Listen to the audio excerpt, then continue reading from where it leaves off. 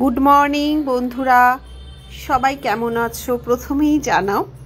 আচ্ছা, একটা কথা, জগন্নাথ পুরীর মন্দিরকে ভগবান শ্রীকৃষ্ণের হৃৎস্পন্দনের স্থান বলে মনে করা হয়।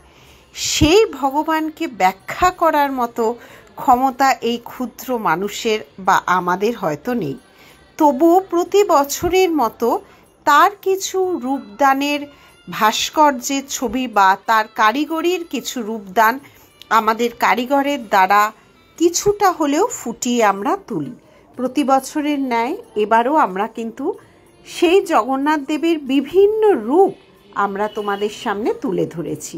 কালকে লাইভে তার বিভিন্ন রূপ আমরা দেখিয়েছি। এগুলো অবশ্যই 1.5 গ্রাম পলিশের, তার উপর বিভিন্ন মিনাকারি করা হয়েছে। ছিল চোকার, তার সাথে ইয়ারপিস, এগুলোকে বলা হয়েছে নেকলেস পেন্ডেন্ট। নেকলেসটা অ্যাকচুয়ালি মতি টাসেল দিয়ে করা, নাথিয়া পরা আছে, আর রয়েছে হাতের একটা জগন্নাথ দেবের রিসলেট।